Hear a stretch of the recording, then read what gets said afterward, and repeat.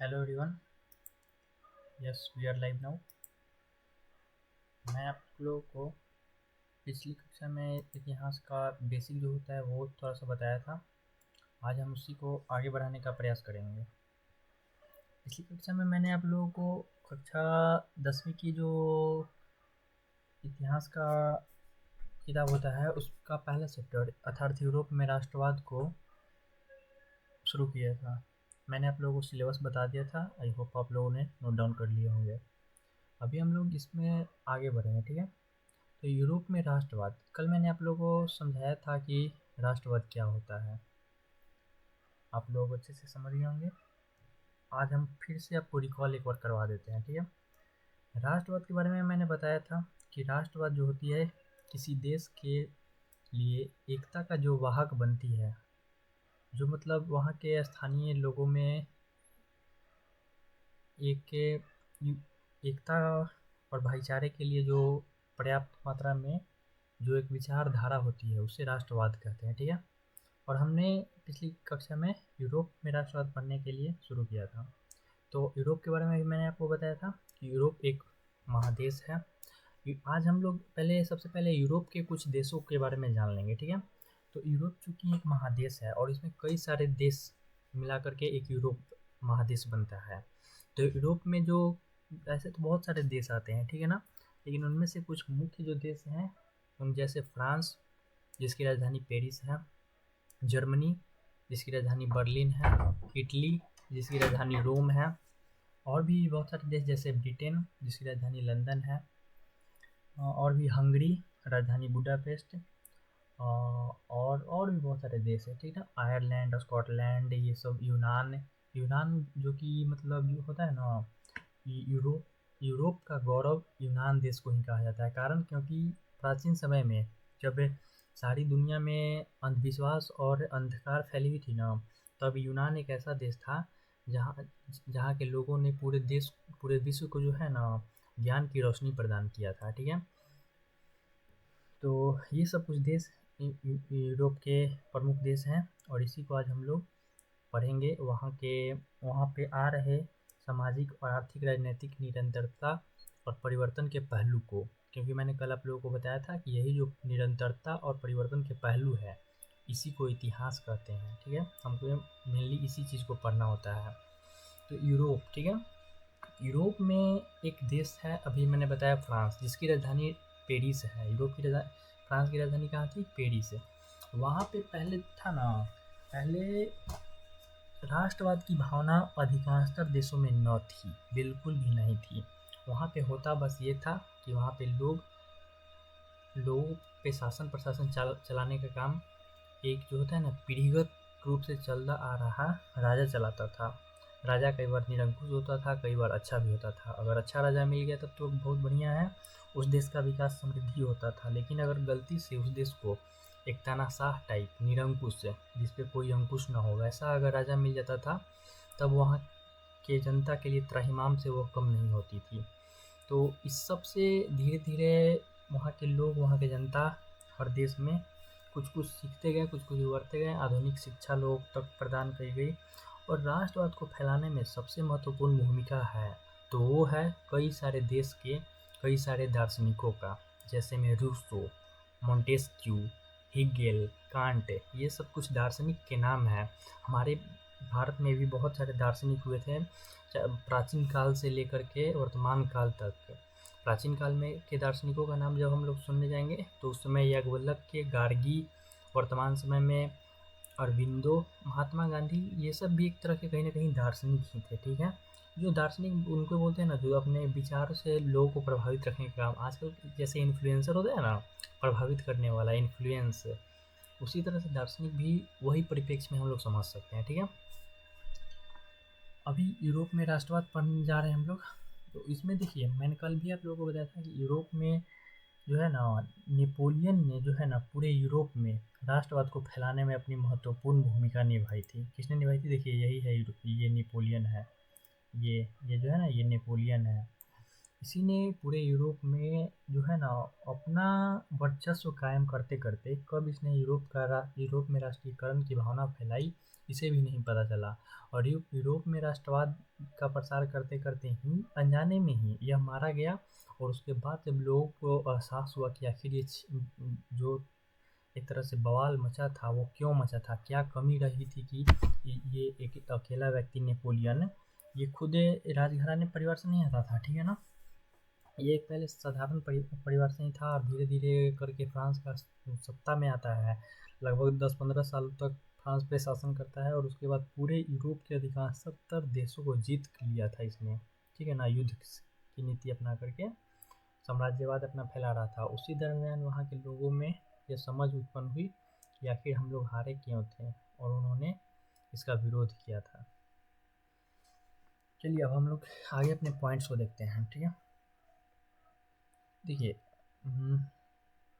France में जो क्रांति हुई थी वो 3 बार मुख्यतः क्रांति हुई थी। एक बार हुई थी क्रांति ये 1789 में, फ्रांसीसी क्रांति प्रथम बार, ठीक ना। इसी के बाद नेपोलियन शासक बना था फ्रांस का। ये 1789 की जो क्रांति हुई थी ये वहाँ का एक शासक था लुई 16वां, उसके खिलाफ में हुआ था, ठीक है ना। वो एक लंबा चौड़ा कहानी है, उसको हम आगे के चैप्टर में आप लोगों को विस्तार से समझाएंगे, ठीक है।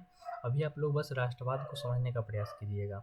इसके बाद नेपोलियन आया था। नेपोलियन नहीं, देखिए ये नेपोलियन की जो भूमिका है ना राष्ट्रवाद को फैलाने में सबसे ज़्यादा नेपोलियन की ही भूमिका थी, इसलिए हम लोग यहाँ पे नेपोलियन की भूमिका को समझेंगे। नेपोलियन ने सबसे पहले क्या पता है क्या किया था, जब ये फ्रांस का शासक बना था 1804-5 के आसपास में, ठीक है। तब इसने ना पूरे यूरोप को अपना जो होता है ना अपने अंदर कब्जा करने के लिए एक मुहिम छेड़ रखा था।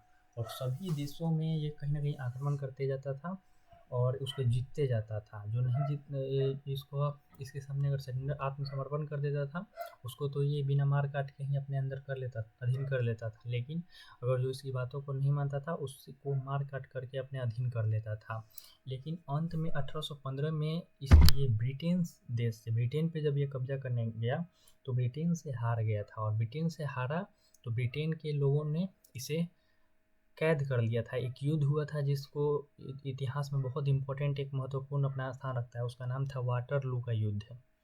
वाटरलू का युद्ध 1815 में हुआ था, ठीक है ना। कब हुआ था वाटरलू का युद्ध, कब हुआ था 1815 ईस्वी में हुआ था। उसी युद्ध में नेपोलियन हार गया था और बाद में उसको कैद करके दूसरा एक द्वीप पर बाहर इटली के एक द्वीप पर भेज दिया गया था, जिस द्वीप का नाम था सेंट हेलेना द्वीप पे।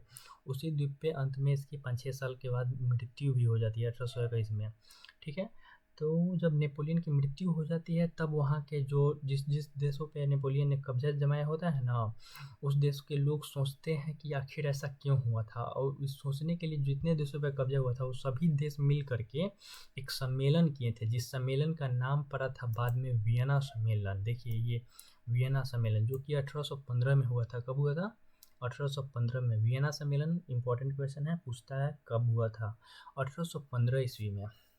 और इस सम्मेलन को बुलाने वाला था ऑस्ट्रिया, जिसकी राजधानी है वियना। क्या राजधानी है, ऑस्ट्रिया की ही राजधानी है वियना। इसने ऑस्ट्रिया का एक चांसलर वहाँ गया था। चांसलर मतलब राजा, चांसलर मतलब जैसे प्रधानमंत्री किसी एक उस देश का एक जो प्रमुख होता है ना, ऑस्ट्रिया में जो उस देश का प्रमुख होता है उसको चांसलर बोलते हैं। जर्मनी में भी ऐसा ही सिस्टम है अभी में, ठीक है। पहले तो राजे महाराजे होते थे लेकिन अभी जो है चांसलर होता था। तो ऑस्ट्रिया का एक चांसलर था, उसका नाम था मेटरनिख। क्या नाम था, देखिए यहाँ पे है मेटरनिख है।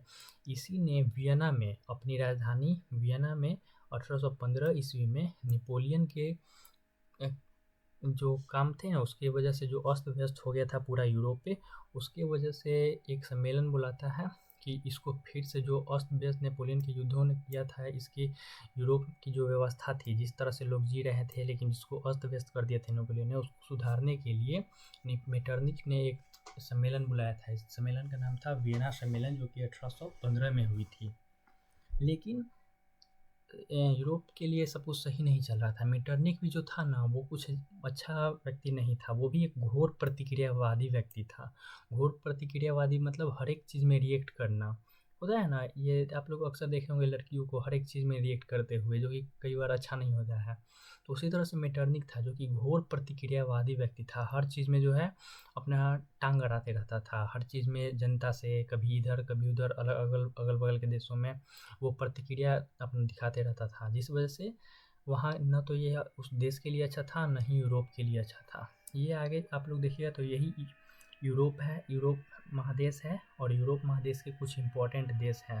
देखो रूस जो है ना, कुछ कुछ इसका हिस्सा जो है, इसका राजधानी वाला क्षेत्र यूरोप महादेश में आता है, और कुछ इसका क्षेत्र एशिया महादेश में भी रूस आता है। इसलिए रूस को ना कई बार आप लोग कहीं पढ़िएगा तो इसको यूरेशिया लिखा हुआ रहता है। क्या लिखा हुआ रहता है? यूरेशिया।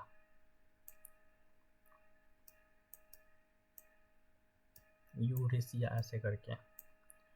सॉरी, इसको माउस से हमको लिखने में नहीं उतना मजा है, आप लोग थोड़ा एडजस्ट कीजिएगा।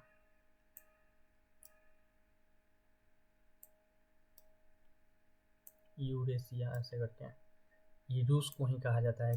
कारण आप लोग समझ गए होंगे, क्योंकि इसका कुछ क्षेत्र यूरोप महादेश में पड़ता है और कुछ क्षेत्र भारत महादेश में, सॉरी एशिया महादेश में पड़ता है। इसलिए रूस को कई बार यूरेशिया के नाम से जानते हैं। और इम्पोर्टेंट देश में है एक पोलैंड। पोलैंड का भी हम लोग पढ़ेंगे क्रांति। पोलैंड की राजधानी वारसा है। कहाँ है? पोलैंड की राजधानी वारसा है, आप लोग नोट डाउन कर सकते हो। पोलैंड की राजधानी वारसा। और ये एक देश है स्विट्जरलैंड। फ्रांस इधर हो गया, फ्रांस की राजधानी पेरिस। स्विट्जरलैंड का राजधानी स्विट्जरलैंड, स्वीडन का स्टॉकहोम। स्विट्जरलैंड का राजधानी आई थिंक वॉन, एग्जैक्टली अब मुझे याद नहीं है, मैं बाद में आप लोगों को बताऊँगा। और क्या है इधर? यहाँ पे ऑस्ट्रिया इम्पायरी उस समय के मैप है, अभी का मैप ये है भी नहीं, ठीक है, पुराना मैप है। तो इसने वियना सम्मेलन को किसने बुलाया था? मेटरनिख ने बुलाया था। कब बुलाया था? 1815 में। क्यों बुलाया था? नेपोलियन के जो क्रांतिकारी या जो एक तरह से युद्ध जो कह सकते हैं, अपना उसका जो कदम था, जिसने यूरोप को पूरे तहस नहस उसकी व्यवस्था को, जो हम लोग जिस तरह से जी रहे थे वहाँ पे, जैसे राजा, हर एक देश में राजशाही व्यवस्था थी, उन सबको ख़त्म करते हुए एक राष्ट्रवाद की भावना वहाँ के लोगों में जो जगा दिया था, उस व्यवस्था को समाप्त करने के लिए मेटरनिख ने राष्ट्रवाद की भावना को ही, आप लोग अंडरलाइन करके ये बात अपने दिमाग में डाल लो, राष्ट्रवाद की भावना को ही दबाने और कुचलने के लिए मेटरनिख ने 1815 ईस्वी में वियना सम्मेलन बुलाया था, ठीक है। और इसके बाद जब इस सम्मेलन बुलाया, सम्मेलन सक्सेसफुल रहा, क्योंकि नेपोलियन तो था नहीं, नेपोलियन अब जेल में कैद था, ठीक है ना, सेंट हेलेना द्वीप पर, वहीं पे उसके बाद में मृत्यु भी हो जाती है। तो 1815 में जब ये वियना सम्मेलन बुलाता है, उसके बाद से 1815 से लेकर के 1848 ईस्वी तक, कब तक? 1815 से लेकर के 1848 ईस्वी तक के समय को हम लोग मेटरनिख युग के नाम से जानते हैं। किस नाम से जानते हैं? मेटरनिख युग। ये देखिए, मेटरनिख काल या मेटरनिख युग इसको कहते हैं। 1815 से लेकर के 1848 ईस्वी तक करके इसको हम लोग मेटरनिख युग कहते हैं। ये एक इम्पोर्टेंट पॉइंट है, ठीक है।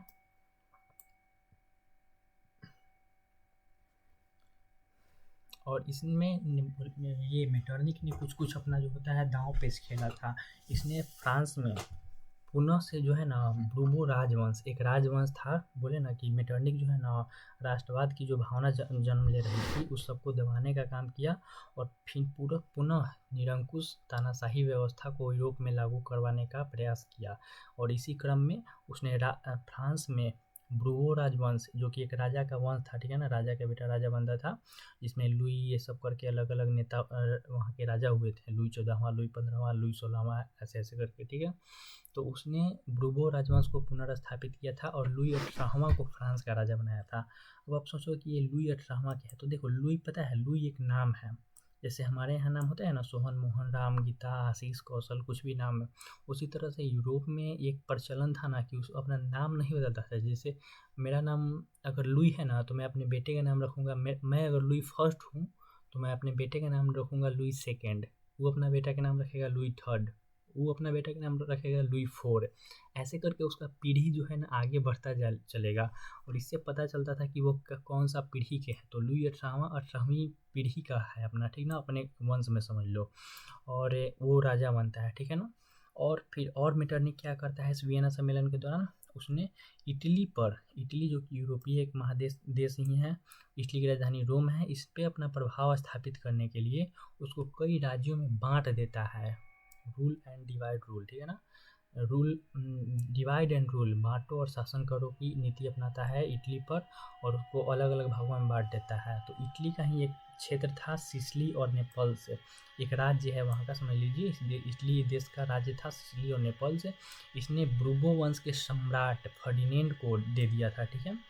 ये वहाँ के राजा बनाया था फर्डिनेंड को मेटरनिख ने, और उसको ये दोनों राज्यों पर शासन करने के लिए दे दिया था।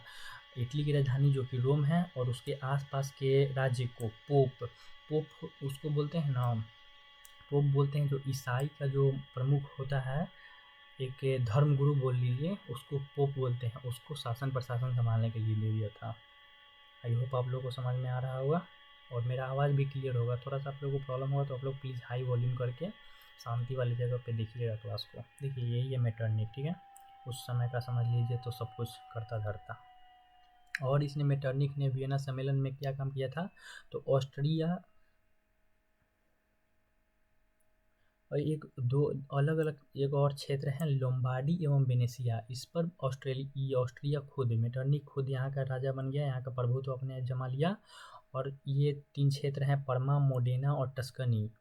इस प्रांत को हैबसबर्ग राजवंश को दे दिया। ये एक राजवंश है। राजवंश बोले का मतलब एक, जैसे हमारे यहाँ मौर्य वंश, गुप्त वंश ऐसे था ना, मुगल आए बाद में, ये सब एक वंश से मतलब एक ही पीढ़ी के लोग, एक ही परिवार के लोग जो शासन प्रशासन का काम चला रहे हैं, एक तरह के परिवारवाद, उसी को राजवंश कहते हैं, ठीक है ना। तो हैब्सबर्ग एक राजवंश था, उसको दे दिया था, ठीक है, इन सब क्षेत्रों को। और एक वहाँ का यूरोप का एक महत्वपूर्ण देश था जर्मनी, इसको मेटरनिख ने 39 रियासत में बांट दिया था, जिस पर प्रत्यक्ष रूप से ऑस्ट्रिया का ही खुद अधिकार कर लिया और उस पर भी शासन करने लगा था। मेटरनिख भी एक जो है ना, नेपोलियन के बाद मेटरनिख ही समझिए तो, लेकिन दोनों का विचारधारा बहुत अलग अलग था। जहाँ पे नेपोलियन ने राष्ट्रवाद की भावना जगाया था, उस तरह से मेटरनिख ने वहाँ पे जो है राजवंश को बढ़ावा दिया था, ठीक है।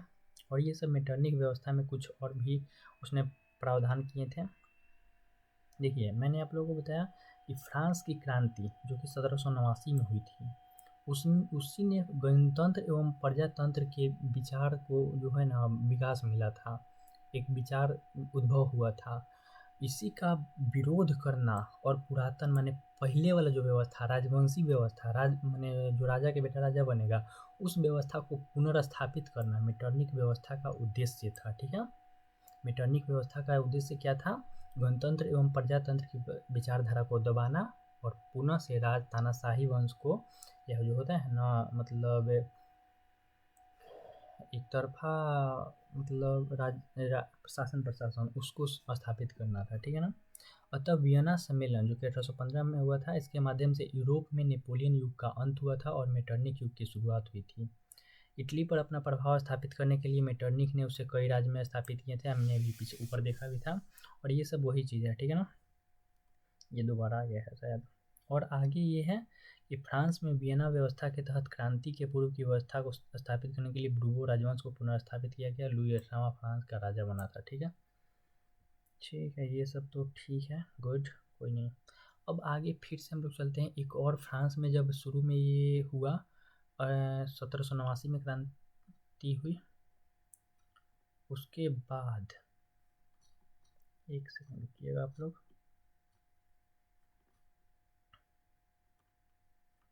हाँ, ये 1789 में फ्रांस में पहली बार क्रांति हुई थी। मैंने आप लोगों को पहले भी चर्चा किया था कि फ्रांस में 3 दफ़ा क्रांति हुई थी। एक बार 1789 में क्रांति हुई थी और दूसरा ये जुलाई 1830 में क्रांति हुई थी।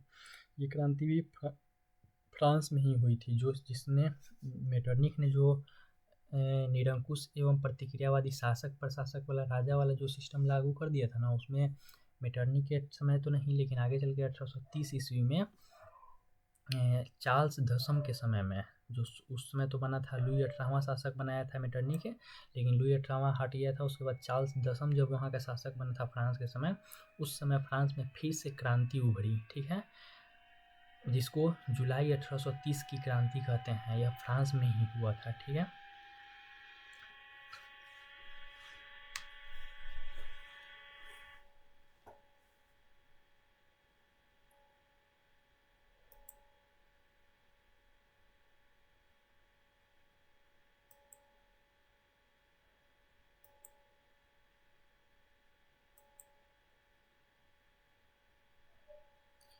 तो बच्चों आज के लिए हम इतना ही रहने देते हैं, ठीक है ना? धन्यवाद।